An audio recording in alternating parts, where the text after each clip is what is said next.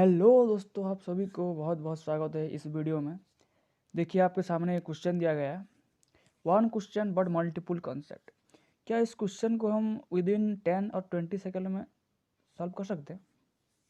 क्या आप भी कर सकते हैं? इस वीडियो को लास्ट तक देखिए और आप भी इस क्वेश्चन को 10 या 20 सेकंड में आप सॉल्व कर सकते हैं चुटकी बजा के। तो स्टार्ट करते हैं इस वीडियो को। यहाँ पर बहुत सारा चीज़ सीखेंगे, बहुत सारा square root, cube root, percentage का स्क्वायर कैसे निकालते हैं, दो चीज़ को मल्टीप्लाई कैसे करते हैं, बहुत सारा चीज़ सीखेंगे एक ही क्वेश्चन में। तो ठीक है, स्टार्ट करते हैं। तो देर किस बात की, स्टार्ट करते हैं। देखिए दोस्तों, आपके सामने ये क्वेश्चन है। तो ये वैदिक मैथ का एक पार्ट है कि जब भी इन्हीं डिजिट को ऐड करने पर इन्हीं डिजिट को ऐड करने पर अगर 10 हो रहा है, यहाँ पर जैसे 2 + 8 को ऐड करने पर 10 हो रहा है, लेकिन एक कंडीशन है कि वो उसका जो 10 डिजिट नंबर है, जो 5 है, दोनों में सेम होना चाहिए। जब भी ऐसा कंडीशन होगा तो अब कैसे डायरेक्टली देख के हम इसका कितना होगा आंसर कैसे बता सकते हैं? क्या करेंगे, 5 है, 5 इंटू 6, इससे बड़ा एक करेंगे जो 6 है। 5 से बड़ा एक क्या है, 6 है। 5 को 6 के साथ मल्टीप्लाई कर देंगे तो कितना हो जाएगा, 30। और इन दोनों का मल्टीप्लाई कर देंगे, 8 2 ज़ा 16। तो इस क्वेश्चन मतलब इस मल्टीप्लिकेशन आपके सामने हो गया इजीली। इसका और एक एग्जांपल देखते हैं। इसे मान लेते हैं 63 और 67 है। तो यहाँ पर भी वही कंडीशन सेटिस्फाई कर रहा है कि 3 और 7 क्या हो रहा है, ऐड करने पर 10 हो रहा है। और 10 डिजिट 6 भी है। तो क्या करेंगे, 6 से बड़ा एक करेंगे तो 6 से एक बड़ा क्या है, 7 है। 6 इंटू 7 कर देंगे, कितना होगा 42। और 7 और 3 को मल्टीप्लाई करने पर कितना होगा 21। देखिए कितना बहुत ईजी है। तो और एक क्वेश्चन करते हैं इसका। तो इस क्वेश्चन का आंसर आप बताइए क्या होगा। तो पहले देखेंगे आप कंडीशन सेटिस्फाई हो रहा है कि नहीं हो रहा है। 5 + 5 10, ये तो हो रहा है। उसके बाद देखेंगे कि अच्छा 10 डिजिट 5 और 5 है कि नहीं है, ये भी तो हो रहा है। तो क्या करेंगे अभी, 5 ये जो 10 डिजिट वाला है उसमें क्या करेंगे, 5 से एक बड़ा क्या है 6 है, उसके साथ मल्टीप्लाई कर देंगे। 5 6 जा 30 लिख दिए ऐसे, और 5 5 जा 25। ये तो एक स्क्वायर है ना, 55 का स्क्वायर निकल गया। इसीलिए बोला जाता है कि जब भी लास्ट में 5 हो तो डायरेक्ट क्या करते हैं, 5 से एक बड़ा करके 30 और 5 का स्क्वायर 25 लिख देते हैं। मान लेते हैं कि 65 का निकालना है, 65 का होल स्क्वायर निकालना है। तो क्या करेंगे, 6 7 जा 6 से एक बड़ा 7, मतलब उसका अगर मल्टीप्लाई करेंगे तो 6 7 जा 42 हो गया, और 5 का स्क्वायर 25। तो बढ़ते हैं नेक्स्ट कंसेप्ट की तरफ। यूम, ये भी एक वैदिक मैथ का ही पार्ट है। क्या करेंगे, इसमें हम बेस लेंगे। बेस से कैसे करेंगे मल्टीप्लाई, इसमें 100 को हम बेस लेते हैं। इस क्वेश्चन में हम 100 को बेस लेंगे। इस टाइप का स्क्वायर करने में मतलब 100 को बेस लिया जाता है। सो 100 से कितना बड़ा है, 113 113, 100 से कितना बड़ा है 13 बड़ा है। तो क्या करेंगे, जितना बड़ा होता है उसके साथ ऐड कर देंगे। तो 113 को ऐड करेंगे 13 के साथ, तो कितना होगा, क्योंकि 100 से कितना बड़ा है 13 बड़ा है, तो ऐड कर देंगे तो कितना होगा 126 हो जाएगा। कितना बड़ा है कि 13 बड़ा है ना, तो 13 का स्क्वायर लिख देंगे, कितना होगा 169। तो दोस्तों थोड़ा ध्यान रखने वाला क्या चीज़ है, क्योंकि हम 100 का बेस लिए हैं, लास्ट में 2 जीरो होता है, तो 2 जीरो होता है, इसका मतलब यहाँ पर 2 डिजिट रहेंगे। तो ये जो 1 है इधर कैरी होकर चला आएगा, मतलब कितना बन जाएगा 12769। चाहे तो आप कैलकुलेट कर सकते हैं कैलकुलेटर पे, लेकिन ऐसा होगा। और एग्जाम्पल देखते हैं, उससे ज़्यादा समझ में आएगा। दोस्तों देखिए ये क्वेश्चन, तो ये 100 का बेस लिए हैं, तो 100 से कितना बड़ा है 14 बड़ा है। 14 बड़ा है तो 14 ऐड कर देंगे, 114 में 14 ऐड कर देंगे तो कितना होगा 128 हो जाएगा। उसके बाद एक स्लैश देते हैं, और कितना बड़ा हो रहा था 14 बड़ा था, तो 14 का स्क्वायर कितना होता है 196 होता है, 196 लिख दिए। लेकिन 100 का बेस है तो 100 में 2 जीरो लास्ट में रहता है, तो यहाँ पर 2 डिजिट रहना चाहिए। यहाँ पर तो 3 डिजिट रह गया, तो क्या करेंगे, ये जो 1 है इसको इधर कैरी ले जाएंगे, तो कितना हो जाएगा, टोटल आंसर जो निकलेगा क्या होगा 12996। समझ में आ गया होगा। हम 100 से छोटा भी ले सकते हैं, दिखाता हूँ नेक्स्ट एग्जाम्पल क्या होता है। देखिए 100 से छोटा वाला नंबर लिया गया 95, तो 95 बेस क्या लिए हैं हम, 100 ही लिए हैं। 95 100 से कितना छोटा है, 5 छोटा है, तो क्या करेंगे उसी नंबर को ही 5 से कम कर देंगे। तो 95 है, 90 अगर 95 को 5 से कम कर देंगे, 5 से क्यों कम करेंगे, क्योंकि 100 से 5 कम है 95, तो कितना होगा 90 हो जाएगा। उसके बाद 5 का स्क्वायर, क्योंकि 5 कम है ना, 100 से कितना कम है, 5 कम है, तो 5 का स्क्वायर करेंगे 9025। अब देखते हैं कि 100 में कितना जीरो होता है, 2 जीरो, तो इसमें 2 डिजिट है क्या है, तो फिर प्रॉब्लम नहीं है, आंसर निकल गया। तो ये देखिए स्क्वायर रूट वाला कॉन्सेप्ट। तो कैसे जल्दी कर सकते हैं इस टाइप का क्वेश्चन को, तो क्या करना, जब भी स्क्वायर रूट निकालने के लिए बोलेगा 2 पार्ट में डिवाइड कर देना, यहाँ पर 2 डिजिट, बाकी सबको एक साइड में, ठीक है। 2 1 है, तो किस इसके यूनिट डिजिट में क्या है 1 है, तो किसको स्क्वायर करने पर उसका यूनिट डिजिट 1 आना चाहिए। देखो 1 के स्क्वायर में यूनिट डिजिट 1 है, और 9 के स्क्वायर में भी यूनिट डिजिट क्या है 81, मतलब लास्ट में भी 1 है, तो 1 और 9 कुछ भी हो सकता है, तो लिख देते हैं 1 और 9, 1 और 9, ठीक है। तो अब देखेंगे कि 79 से छोटा कितना स्क्वायर है, सबसे छोटा 79 से छोटा, जस्ट छोटा किसका स्क्वायर आता है, 9 का तो नहीं, 9 का तो 81 हो जाता है, 8 का आएगा, 8 का 64 होता है, तो आंसर 81 होगा, नहीं तो 89 होगा।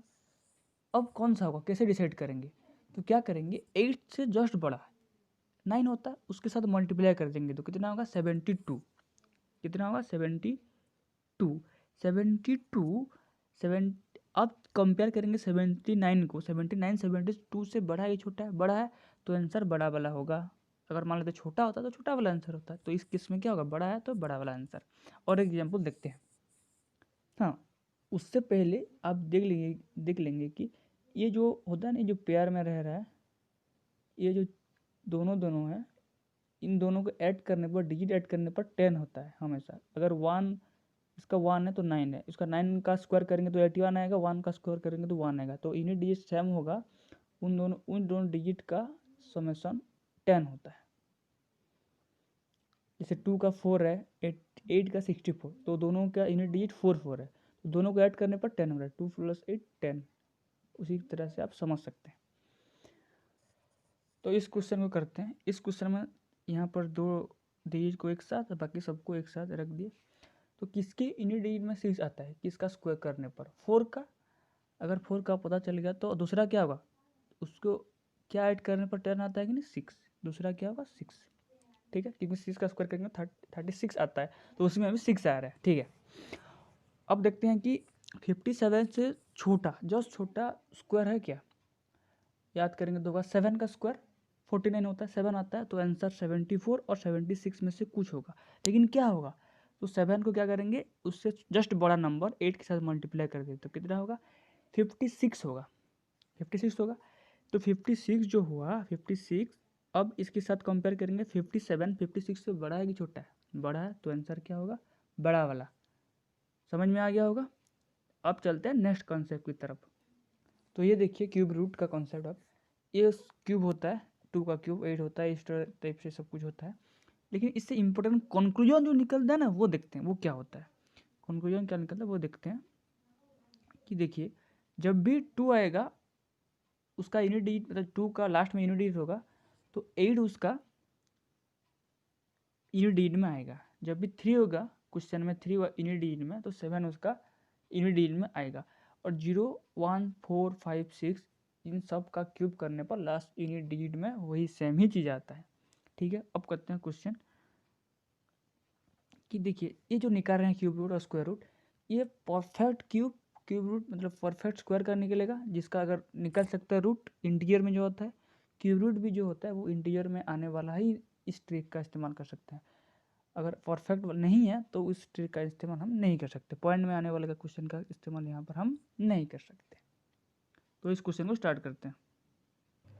तो स्क्वायर की तरह स्क्वायर रूट जो निकाले थे उसी की तरह सेम करेंगे। यहाँ पर क्या करेंगे, उसमें 2 डिजिट ले लेते थे, इसमें 3 डिजिट एक साथ लेंगे, बाकी सबको 1 डिजिट एक साइड में रख देंगे।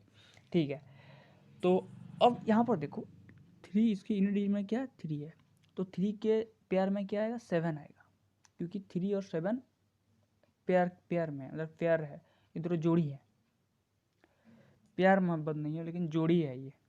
3 7 के साथ आएगा ही आएगा, ऐसे समझ लेते हैं क्यूब रूट में।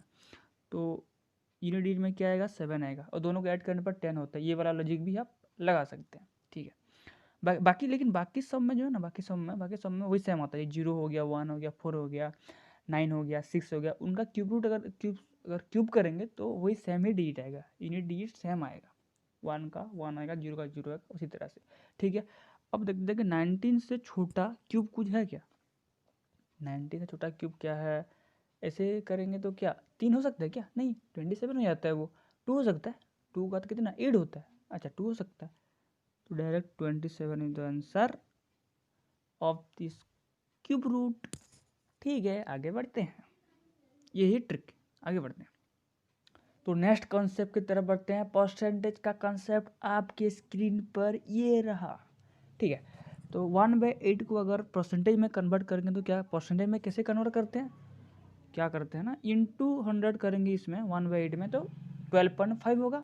इधर अगर 5 का मल्टीप्लाई कर रहे हैं तो इधर भी 5 का मल्टीप्लाई होगा, होगा कि नहीं होगा? तो 62.5% हो गया। तो कोई बोलेगा कि 62.5% को 5/8 कैसे होगा, कैसे पता लगाएंगे? तो देखो 0.5 जो होता है ना, 0.5 जब भी आएगा दिमाग में आना चाहिए नीचे 8 आना चाहिए, दिमाग में फटाक से आना चाहिए नीचे 8 आएगा।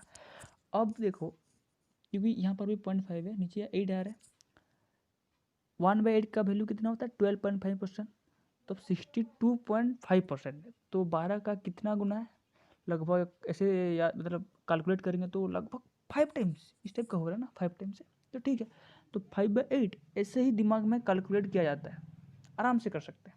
ठीक है, तो अब क्वेश्चन करते हैं। क्वेश्चन क्या था, 62.5% इंटू 14140, इसका वैल्यू कितना होगा? तो 62.5% का कितना होता है फ्रैक्शन वैल्यू 5/8 इंटू 1440। अच्छा, इसको कैलकुलेट करेंगे तो कितना होगा, 8 का कितना टाइम जाएगा 144 18 टाइम जाएगा। किससे पता चला? क्योंकि 18 का पहाड़ा थोड़ा आता है इसलिए आ गया, नहीं तो हम काट सकते हैं। 8 1 जा 8, 6 बचा, 8 8 जा 64 इंटू 0, 180 आ गया। अब 18 180 को 5 के साथ मल्टीप्लाई करेंगे तो कितना होगा आंसर 9, 18 5 जा 90 और 100 900। तो आपको सारा कॉन्सेप्ट पता चल गया है। अब आप आंसर निकाल सकते हैं जो पहले वाला क्वेश्चन था। तो इस क्वेश्चन का आंसर आप खुद कमेंट पे दे सकते हैं। और आज का कुछ ऐसे टॉपिक है, ऐसे डिमांडेड टॉपिक है, तो आप कुछ हमें कमेंट में लिख सकते हैं। यहाँ पर मैं कुछ ऐसे स्माइल वाला इमोजी का बनाना चाहता था, लेकिन कुछ घोस्ट टाइप का हो गया, उसको मत देखना। मतलब आप ही क्वेश्चन को सॉल्व करके उसका आंसर क्या होगा आप कमेंट में डाल सकते हैं। Thank you so much. हंसते रहिए, मुस्कुराते रहिए और इसी तरह से वीडियो को देखते रहिए।